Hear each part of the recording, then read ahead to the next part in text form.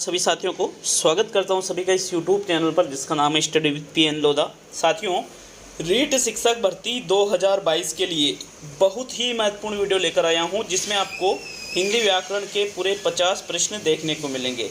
देखो, ये 50 प्रश्न संधि, समास, उपसर्ग और प्रत्यय इन 4 टॉपिक से है और ये 20-25 मिनट में आप 50 प्रश्न हल कर लोगे। तो एक चीज़ इसमें ध्यान देने वाली है कि इसके पहले भी मैंने एक वीडियो डाला था लिंग, वचन और काल का।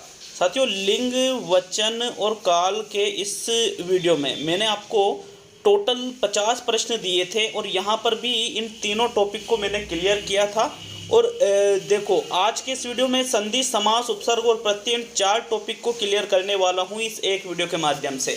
तो पूरे ही 50 प्रश्नों को देख करके जाना, क्वालिटी कंटेंट बिल्कुल मिलने वाला है आपको।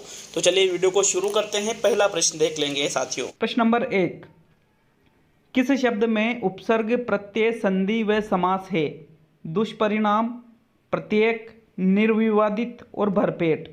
तो मित्रों, यहाँ पर देखिए, आपको उपसर्ग भी देखना है, प्रत्यय भी, संधि भी और समास भी। तो मित्रों, इसका राइट आंसर है निर्विवादित। देखिए, दुष्परिणाम में कोई प्रत्यय नहीं है, प्रत्येक में कोई प्रत्यय नहीं है और भरपेट में कोई प्रत्यय नहीं है। यहाँ पे जो निर्विवाद है इसमें निरुपसर्ग लगा हुआ है। फिर यहाँ पर संधि की बात करें तो नि है प्लस विवादित, इसमें विसर्ग संधि है मित्रों।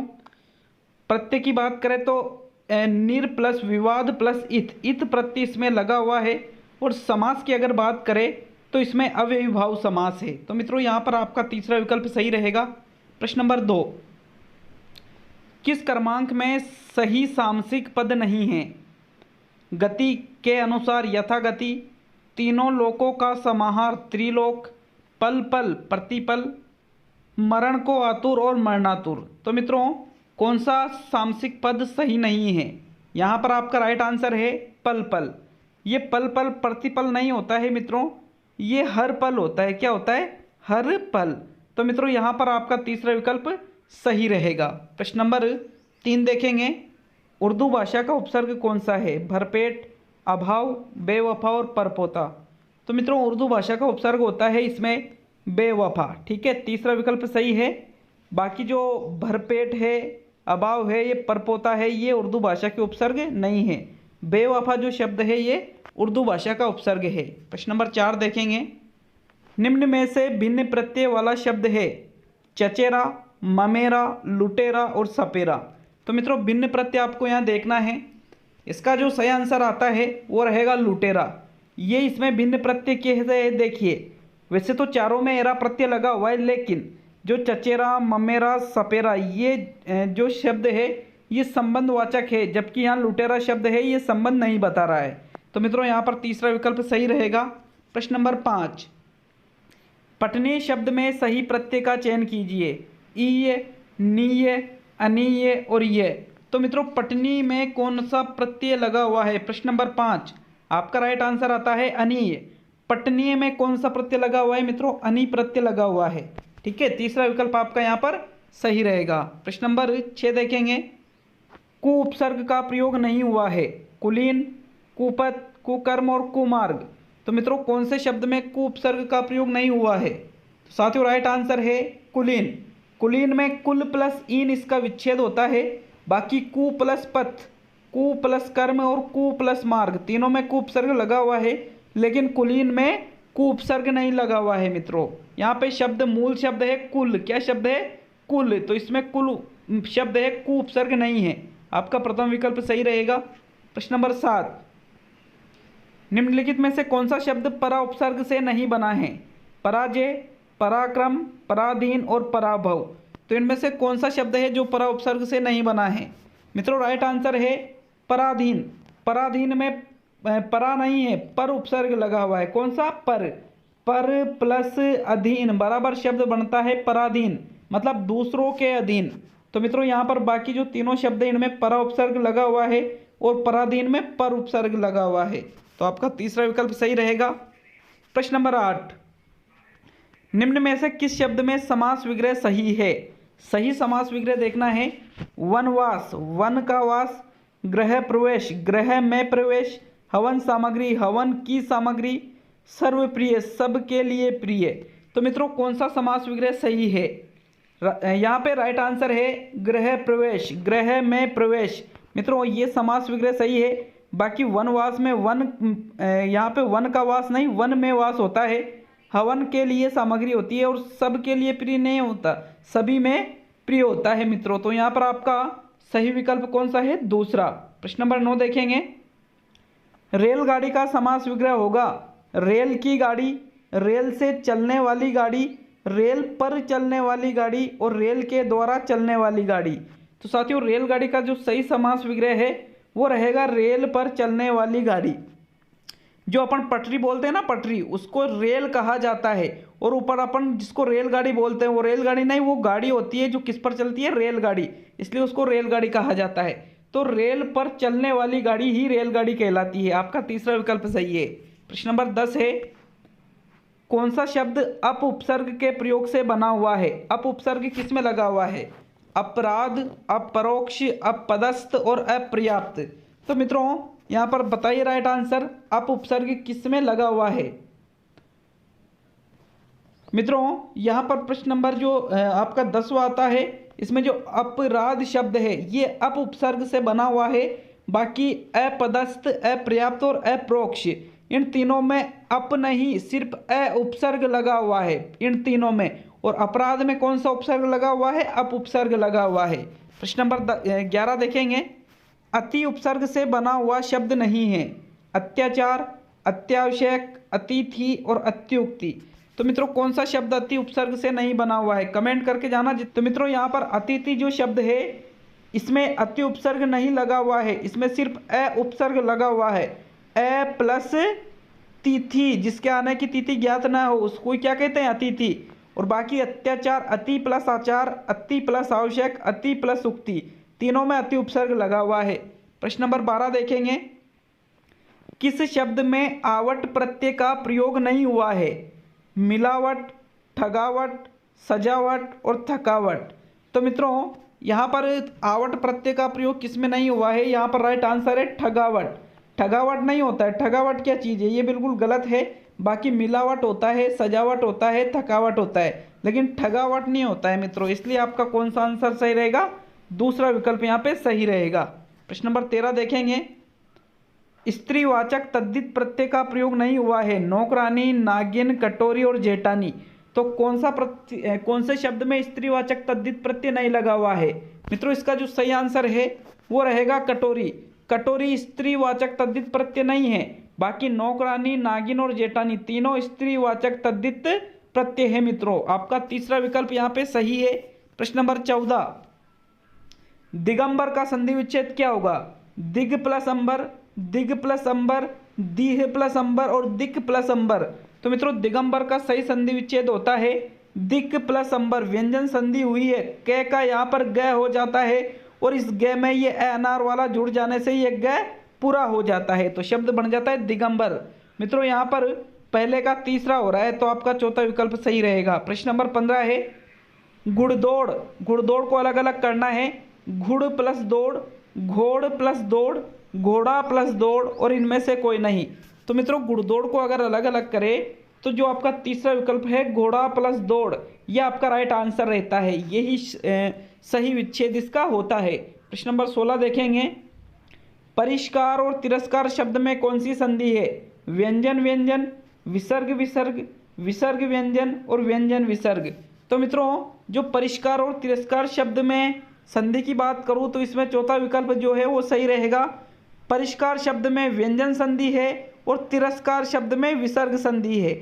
बहुत सारे दोस्तों को ये पता होगा कि परिष्कार में विसर्ग संधि होगी, परि प्लस कार, इस प्रकार आप कर देते हो, लेकिन ये बिल्कुल गलत है। परि प्लस कार नहीं होता है, सिर्फ शब्द होता है परि प्लस कार। इसका व्यंजन संधि का नियम है कि यदि परि के बाद में क्री धातु आ जाती है तो परि के बाद में और क्री धातु से पहले आधा शे का आगमन हो जाता है, जैसे परि प्लस कार, परि प्लस कर्ती, परि प्लस कर्ता, इस प्रकार से। तो मित्रों यहाँ पर परिष्कार में तो व्यंजन संधि है और तिरस्कार में विसर्ग संधि है। चौथा विकल्प सही रहेगा आपका। प्रश्न नंबर 17, तिरस्कार शब्द में कौन सी संधि है? ये तो मैं बता चुका हूँ, सीधा सा है, विसर्ग संधि है। रीट 2018 लेवल 2 में ये प्रश्न आया था मित्रों। तो सीधा सा प्रश्न था, तिरस्कार शब्द में कौन सी संधि है? सीधा सा आंसर रहेगा विसर्ग संधि है। प्रश्न नंबर 18 देखेंगे, हीन भावना शब्द में कौन सा समास है? क्रमधारय, अविभाव, द्वंद्व और बहुव्रीहि। तो मित्रों ये भी रीट 2018 लेवल 2 का पेपर जो था उसमें आया था। हीन भावना में यहाँ पर प्रश्न नंबर 18 में आपका जो प्रथम विकल्प है क्रमधारय समास है मित्रों। हीन भावना मतलब भावना की विशेषता यहाँ बताई जा रही है कि भावना कैसी है? हीन है। तो आपका प्रथम विकल्प सही रहेगा। प्रश्न नंबर 19, विकृति में कौन सा उपसर्ग है? ई, वी, छोटी ई और विक। तो मित्रों विकृति में वी उपसर्ग लगा हुआ है, वी प्लस कृति बराबर शब्द क्या बन जाता है? विकृति। 2018 लेवल 2 का ये क्वेश्चन था। प्रश्न नंबर 20 देखेंगे, इक प्रत्यय है किसमें? प्रत्येक, अनेक, अर्जित और आत्मिक। तो मित्रों इक प्रत्यय की बात करें तो बाद में ये शब्द देख लो क्या किसमें है? आत्मिक में लगा हुआ है। अब इसमें इक की तो मात्रा आई नहीं रही है तो ये गलत हो गया। यहाँ पर आत्म प्लस इक शब्द से आत्मिक शब्द बन जाता है मित्रों। आपका चौथा विकल्प सही रहेगा। 2018 लेवल 2 का ये प्रश्न है। प्रश्न नंबर 21 देखेंगे, वह शब्द बताइए जिसमें दो उपसर्गों का प्रयोग हुआ है? निर्माण, निर्विरोध, निरीक्षक और निरंकुश। तो मित्रों दो उपसर्गों की यदि बात करें इनमें से रीट 2018 लेवल 1 का ये प्रश्न है। जो निर्विरोध शब्द है इसमें दो उपसर्गों का प्रयोग हुआ है। सीधी सी चीज है कि रीट के एग्जाम में एक साथ एक से ज़्यादा प्रश्न पूछे जाते हैं कि संधि समास किसमें है, उपसर्ग प्रत्यय किसमें है, उपसर्ग प्रत्यय संधि किसमें है, फिर दो से ज़्यादा उपसर्ग या दो उपसर्ग किसमें है, दो प्रत्यय या फिर प्रत्यय किसमें नहीं लगा हुआ है। इस प्रकार से आपसे प्रश्न ज़्यादा पूछे जाते हैं। तो मित्रों निर्विरोध में दो उपसर्ग है, एक तो निर उपसर्ग लगा हुआ है और एक वि उपसर्ग लगा हुआ है। तो आपका दूसरा विकल्प सही रहेगा। प्रश्न नंबर 22, आसपास शब्द में कौन सा समास है? द्वंद्व, द्विगु, कर्मधारय और तत्पुरुष। रीट 2018 लेवल 1 का प्रश्न है मित्रों। तो प्रश्न नंबर 22 में आपका जो द्वंद्व समास वाला जो विकल्प है प्रथम ये सही रहेगा।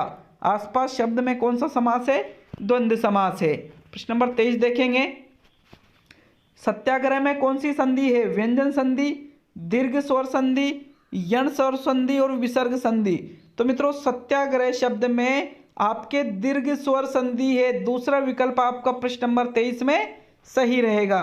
प्रश्न नंबर 24 है, अ उपसर्ग किसमें लगा हुआ है? आचरण, अंतरराष्ट्रीय, अहिंसा और अनुसार। ये भी एग्जाम में आया हुआ क्वेश्चन है मित्रों।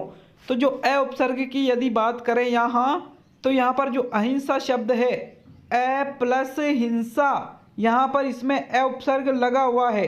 तो साथियों यहाँ पर देखिए आपका तीसरा विकल्प सही रहेगा। प्रश्न नंबर 25 है, स्वाभाविक शब्द में इनमें से क्या है?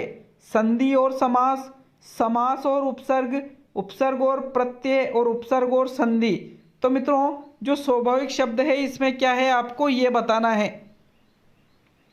अस्वाभाविक शब्द क्या है? अस्वाभाविक शब्द है, स्वाभाविक नहीं है। ठीक है। तो आपका प्रश्न नंबर जो 25 है इसमें आपका जो दूसरा विकल्प समास और उपसर्ग और तीसरा विकल्प उपसर्ग और प्रत्यय, मतलब इसमें तीन चीजें हैं। कौन कौन सी? इसमें उपसर्ग भी है, इसमें प्रत्यय भी है और इसमें समास भी है। इसलिए दूसरा और तीसरा विकल्प राइट माना गया था। रीट 2016 लेवल 2 का ये प्रश्न था मित्रों। देखिए कौन कौन सा उपसर्ग तो है, अ उपसर्ग लगा हुआ है बिल्कुल, फिर उसके बाद में प्रत्यय लगा हुआ है, इक प्रत्यय लगा हुआ है और समास इसमें है मित्रों अव्ययीभाव समास। तो आपका दूसरा और तीसरा विकल्प सही रहेगा। प्रश्न नंबर 26 देखेंगे, इनमें से कौन सा शब्द संधि का उदाहरण नहीं है? संसार, अत्यंत, सदाचार और सामाजिक। तो मित्रों यहाँ पर संधि का उदाहरण नहीं है। इसकी बात करें तो जो सामाजिक शब्द है ये संधि का उदाहरण नहीं है, बल्कि ये है एक प्रत्यय का उदाहरण है। समाज प्लस इक बराबर सामाजिक, इक प्रत्यय लगा हुआ है मित्रों। तो ये चौथा विकल्प संधि का उदाहरण नहीं है। बाकी सम प्लस सार, सत प्लस आचार और अति प्लस अंत, ये तीनों संधि के उदाहरण है। प्रश्न नंबर 27 आता है, इनमें से प्रत्यय निर्मित शब्द कौन सा है? अब आपको ये देखना है कि कौन से शब्द में प्रत्यय लगा हुआ है। धैर्य, कुछ एक, खिलाफ और कोशिश। तो मित्रों यहाँ पर प्रत्यय की बात करें तो जो धैर्य शब्द है इसमें ये प्रत्यय लगा हुआ है और इसका निर्माण हुआ है धीर प्लस ये बराबर शब्द बन जाता है धैर्य। तो यहाँ पर मित्रों आपका प्रथम विकल्प सही रहेगा। 28 आता है, वह शब्द बताइए जिसमें संधि तथा प्रत्यय दोनों का प्रयोग हुआ है, मतलब जिसमें संधि भी होना चाहिए और प्रत्यय भी होना चाहिए। रंगीनियाँ, ध्वंसावशेषों, अधीरता और संप्रदायवाद। तो मित्रों यहाँ पर आपका जो दूसरा विकल्प है ध्वंसावशेषों, इसमें संधि भी है और प्रत्यय भी है। देखिए संधि क्या बनेगी, ध्वंस प्लस अवशेष, ये तो इसकी संधि बन जाती है। कौन सी संधि बनी, यहाँ पर मित्रों दीर्घ संधि बनी, और उसमें प्रत्यय क्या लगा हुआ है, ओ प्रत्यय लगा हुआ है, तो शब्द क्या बन जाता है, ध्वंसावशेषों। तो मतलब दूसरा विकल्प यहाँ पर आपका सही रहेगा। प्रश्न नंबर 29 देखते हैं। इनमें से वह शब्द बताइए जिसमें समास तथा उपसर्ग का प्रयोग हुआ है। घात प्रतिघात, भारतवासियों, प्रतिध्वनि और आत्मनिर्भरता। तो मित्रों जिसमें समास और उपसर्ग दोनों का प्रयोग होना चाहिए, तो साथियों आपका तीसरा विकल्प जो है प्रतिध्वनि, ये सही रहेगा। मैंने इसमें विकल्प चेंज कर दिया है, माध्यमिक शिक्षा बोर्ड ने इस प्रश्न पर बोनस दिया था, लेकिन वहां पर उन्होंने प्रतिध्वनि विकल्प नहीं रखा था। तो यहाँ प्रतिध्वनि में देखिए समास भी है, अव्ययी भाव और उपसर्ग लगा हुआ है प्रति उपसर्ग, तो आपका तीसरा विकल्प यहाँ पर सही रहेगा। प्रश्न नंबर 30 आता है, वह तत्सम शब्द बताए। पहली चीज तो तत्सम शब्द देखना है जिसमें उपसर्ग और प्रत्यय दोनों का प्रयोग हुआ है। मानवीय, मानवता, अधीर और विखंडित। तो मित्रों आप याद रख सकते हो, देखो इसमें कोई उपसर्ग नहीं है, इसमें कोई उपसर्ग नहीं है, इसमें उपसर्ग है लेकिन प्रत्यय नहीं है। यहाँ पर वी उपसर्ग है, फिर वी प्लस खंड प्लस इत प्रत्यय लगा हुआ है, फिर यहाँ पर ये एक तत्सम शब्द है। तो आपका चौथा विकल्प सही रहेगा प्रश्न नंबर 30 में। साथियों प्रश्न नंबर 31 देखते हैं। 31 प्रश्न आता है, कर्म तत्पुरुष समास का उदाहरण इनमें से कौन सा है। लोमहर्षक, आत्मनिर्भरता, देशवासियों और सर्वाधिक। तो कर्म तत्पुरुष, कर्ता ने कर्म को कारक चिन्ह आता है इसमें। तो मित्रों कर्म तत्पुरुष समास की यदि बात करें तो जो लोमहर्षक शब्द है, मतलब आपका जो प्रथम विकल्प है 31 में, ये बिल्कुल सही होता है। लोमहर्षक में कौन सा समास है मित्रों, कर्म तत्पुरुष समास का यह उदाहरण है, इसलिए आपका आंसर भी लोमहर्षक ही रहेगा। प्रश्न नंबर 32 है, अंधविश्वास में कौन सा समास है। तत्पुरुष, कर्मधारय, द्वंद्व और अव्ययीभाव। तो मित्रों अंधविश्वास जो शब्द आता है उसमें कर्मधारय समास है। कैसे है देखिए, प्रश्न नंबर जो 32 आपका है, इसमें अंधविश्वास में विश्वास शब्द की विशेषता बताई जा रही है कि विश्वास कैसा है, अंधा है, मतलब विश्वास की यह विशेषता प्रकट करने के कारण ही इसमें कर्मधारय समास है। मित्रों आपको पता होगा कि यदि कहीं पर भी किसी शब्द की विशेषता प्रकट करे और तीसरा अर्थ नहीं निकले तो वहाँ कर्मधारय समास होता है, और तीसरा अर्थ निकल जाए तो वहाँ बहुब्रीहि समास होता है। प्रश्न नंबर 33 देखते हैं, पुरोधा शब्द में कौन सी संधि है। गुण, व्यंजन, यण और विसर्ग। तो मित्रों जो यहाँ पे पुरोधा शब्द है इसमें विसर्ग संधि है, इसका संधि विच्छेद होता है पुरह प्लस धा बराबर शब्द बन जाता है पुरोधा है। तो मित्रों यहाँ पे आपका विसर्ग संधि मतलब चौथा विकल्प सही है। प्रश्न नंबर 35 से आपके वृक्ष छाया का संधि विच्छेद होगा। वृक्ष है प्लस छाया, वृक्ष है प्लस छाया, इसमें त्याग लगा हुआ है। वृक्ष प्लस छाया और वृक्ष प्लस छाया, तो इसमें भी त्याग लगा हुआ है। देखिए वृक्ष छाया शब्द का आपको संधि विच्छेद करना है। बहुत ही क्वालिटी वाले प्रश्न हैं साथियों ये, क्योंकि ऐसे प्रश्न यदि आप हल कर लेते हो तो मुझे पूरा यकीन है कि आप हिंदी को ज़बरदस्त तरीके से आप हल कर सकते हो साथियों। तो देखिए वृक्ष छाया शब्द का संधि विच्छेद होता है वृक्ष प्लस छाया। इसमें विसर्ग नहीं बल्कि इसमें व्यंजन संधि होती है साथियों। कौन सी संधि होती है, व्यंजन। वृक्ष प्लस छाया, वृक्ष है प्लस छाया शब्द गलत होता है, वृक्ष प्लस छाया शब्द शुद्ध होता है। अतः तीसरा ही विकल्प आपके 35वें प्रश्न का सही उत्तर होगा। चलिए नेक्स्ट प्रश्न नंबर 36 की ओर बढ़ते हैं। सद्भावना का संधि विच्छेद क्या होगा। स प्लस भावना, स प्लस बदावना, सद प्लस भावना और सत प्लस भावना। तो मित्रों सद्भावना का संधि विच्छेद होता है सत प्लस भावना।